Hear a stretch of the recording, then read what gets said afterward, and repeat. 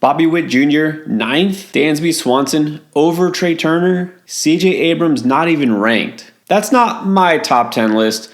You can thank the folks at MLB Network and whatever they were thinking with their top 10 right now shortstops. Let me give you my top 10 fantasy baseball shortstops right now heading into the 2024 draft season. If you can't wait for draft season, guess what? You don't have to. Join Underdog Fantasy and you can draft right now for MLB Best Ball for the 2024 season. They've got some new contests that just opened up. Check them out right now. If you sign up and use promo code Endgame, you get a 100% deposit match for your first $100 that you put into your account. Try Underdog Fantasy today. Start with number one, and well, there is debate here. It's not pretty clear cut as far as fantasy who you should take number one, but most people are going with my number one, and that's Bobby Witt Jr. I'm actually not sure what the reasoning is for MLB to say he's only 9th. Yeah, he's young, but I'm not sure why that really matters. But still, what could he possibly do better offensively, defensively? I'm not going to get into that. It's not about their list. But look, and for fantasy, it doesn't matter. He's 23 years old, so what? He had a monster season for fantasy, 30 home runs, 49 stolen bases. And an expected batting average in the 95th percentile. Yeah, he's a 5-category stud. No, there's no reason not to take him with a first-round pick. And the fact that the Royals, overall as a team and an offense, aren't that good really doesn't matter. Now, I will say I could make a case for Trey Turner still as the number one shortstop, even though there were some signs that pointed to him going down last year in, well, batting average and power and, well, kind of a lot of stats. But there are reasons. First, let's admit he still had a pretty good season for fantasy. He helped you out with 26 home runs, 30 stolen bases, and he wound up scoring 102 runs. The biggest dip here was the batting average down to 266, which is very un-Trey Turner-like after hitting 292 the year before. This is generally a player we just assume will hit over 300, be among the leaders in batting average. Maybe those days are gone. It's hard to say. Right now, ATC projects him to hit about 280. There should be a bounce back here. I also want to remind you that early last year for Philadelphia, first month of the season without Bryce Harper, all season without Rhys Hoskins, this team did take a little bit of a hit. It's also worth pointing out, I think, that Trey Turner had a very interesting coincidence, if you want to say, in timing. He signed that mega deal with the Phillies, and sure, maybe there was also some added pressure to perform, being the new team, living up to the hype. This happens a lot when guys just come off signing a huge contract and then struggle out of the gate. It's also interesting that he happened to go on paternity leave after having a baby exactly, and I kid you not, exactly 9 months after signing that contract. And maybe that has something to do with it because from September on, the end of the season post All-Star break, his batting average was 292. He actually did a lot better toward the end of the season, so maybe that was something else that was on his mind. Either way, I think year 2 in Philly with a full year of Bryce Harper and Turner, settled in here. I think he's just going to go back to being Trey Turner. Maybe we don't see a 340 batting average. Maybe he doesn't steal 50 bases. I think he's still going to be worth taking with a very high pick, and I still think he's my number 2 shortstop. MLB's number 1 shortstop, kind of hard to argue against, Corey Seager, what he did last year, and, of course, leading the Rangers to the World Series championship didn't hurt. We already knew that Seager is arguably one of, if not the best shortstops in the league when he's healthy. He missed 43 games, and yet still managed to come away with career best with 33 home runs, 96 RBIs, and a 327 batting average. We knew that eliminating the shift would help him specifically, and it definitely did. But beyond that, we see that he's just absolutely one of the best hitters in the game. Only knock on him from a fantasy standpoint is he's not getting you as many stolen bases as those first 2 guys and several of the other players we're about to talk about. But still, when you get such good power and average from a player like him, really the only concern is he going to play close to a full season? But he showed that he really doesn't even have to. At number 4, going Francisco Lindor. He, like a lot of Mets, got off to a slow start. After the first 3 months, his batting average was in the 220s, but he bounced back, hit 274 in the second half, and wound up going 31-31 for homers and steals. Hard to believe he's already 30 years old, but he's cemented himself as one of the most solid, productive shortstops in the game. It's really hard to put him any lower than this. Now, number 5, I'm going to go with Bo Bichette. And look, there's some talk about whether he's going to be overvalued. Was obviously overvalued last year in drafts because he disappointed. And the main reason was the speed. After his rookie season, signs were pointing that he might be a 30-30 threat each year. Another Francisco Lindor, but we've kind of seen a reverse in trends there because the power's been fine. He'll get you 20-plus home runs. The batting average is elite, and that's the thing. You can't really put him much lower because this guy is one of the best pure hitters in the league. Hit 306 last year, and he could have even been better. He had a 312 expected batting average. But in 2023, only stole 5 bases.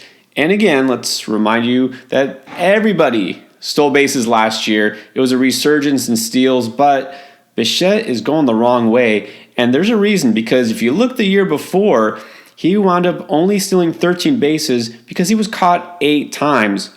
That's out of 21 attempts. You got to wonder if that's going to change. It might not, so we can't assume we're getting 20 or actually even double-digit steals at this point. So you're looking at the batting average, decent power. I think he'll score even more runs. This Blue Jay lineup still is pretty loaded. Some people will point to higher counting stat totals in certain categories.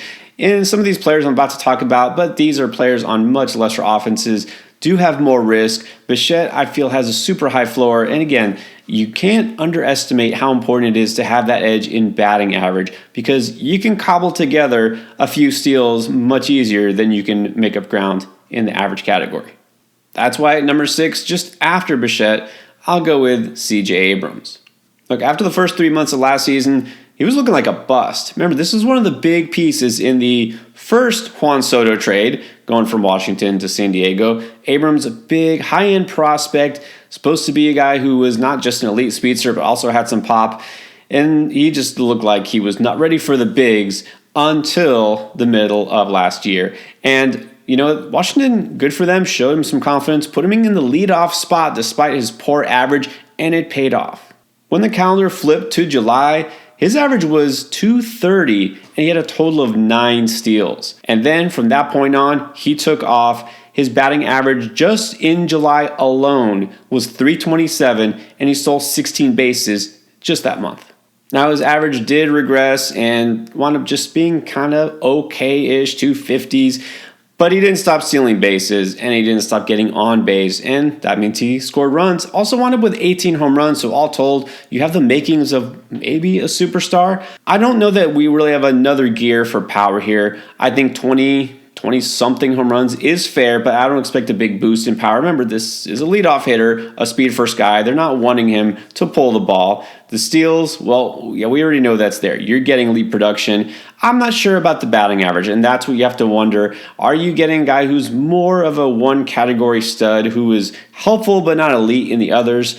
I know some people will just assume, looking at his age, looking at what he did throughout the second half of last year, that we have another level to get to. But we've seen this happen before. Maybe we'll just get more of what we got last year over the course of a full season. So, got no problem with him as my starting shortstop, but I'm not just elevating over known studs like Lindor. Which leads me to our next player, and that's going to be O'Neal Cruz. You're probably wondering where he fits on this list.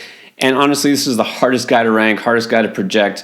If we look at just physical tools and ability, you could say he has the potential to be one of the best in the league.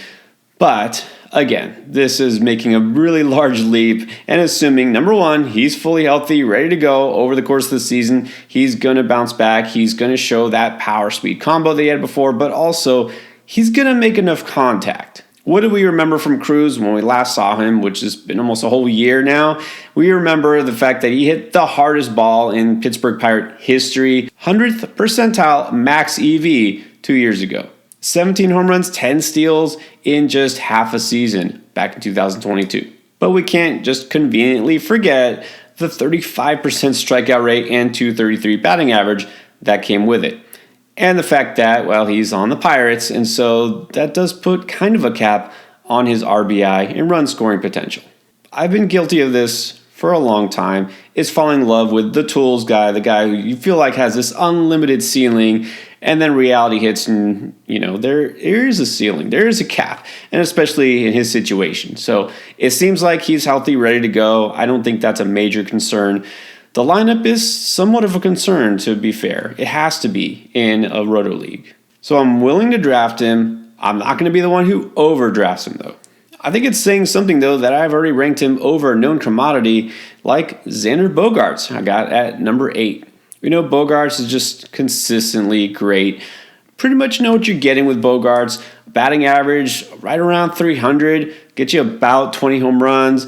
The RBI totals have really fluctuated depending on circumstances, but still, he's good for, I think, at least 80 plus, even though we see that San Diego offense shouldn't be as powerful as it was last year, even as disappointing as it was, no Soto there. He kind of made up for it last year, though, with 19 stolen bases. He is one of those guys who benefited from the new rules. Maybe he runs even more this year. If you just have to wait and settle for Bogaerts as your shortstop, that's not bad at all. There is a young, exciting player who is being drafted after the veteran Bogaerts, but maybe he should be going higher. Anthony Volpe. I get it. He struggled a lot of times. That average was below 200. Wound up at just 209 on the season. But don't we just assume he'll be better in year 2? Remember, he was 21 years old a year ago.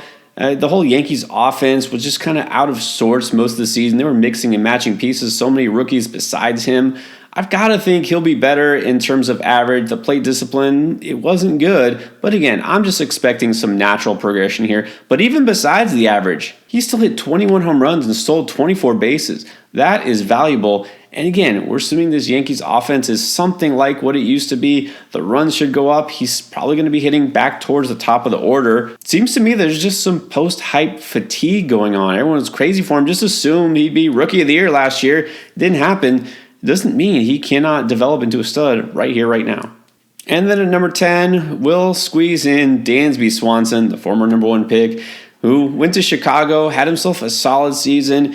It wasn't quite the year he had before, but still pretty solid contributor across most categories.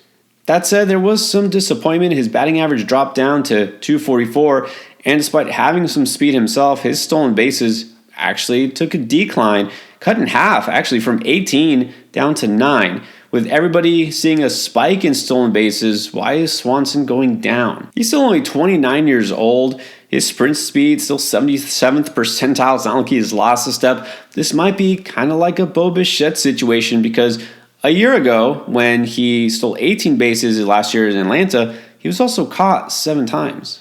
Now, he also went to a new team, new offense, maybe a team that just didn't run as much. We'll see if anything changes this year. He was only caught once stealing last year, but the green light just wasn't in effect as often, and he didn't get on base as much. If Swanson can get his average back in the 270 range, again, he's still getting you decent power stats. Speed is a question mark, but still, as a fallback, somebody kind of rounding out the draft when everyone else has gotten their starting shortstops, you have to settle for Swanson. It's not the worst thing. By the way, if you're wondering where guys like Elly De La Cruz, Gunnar Henderson, Matt McClain, some of those players are, why aren't they on this list? It's because they are on other lists. Let's face it, if I'm drafting Elly De La Cruz, I'm putting him at third base, not short. So if you haven't checked out my other series of middle infield rankings, why not try the top 10 second basemen right now?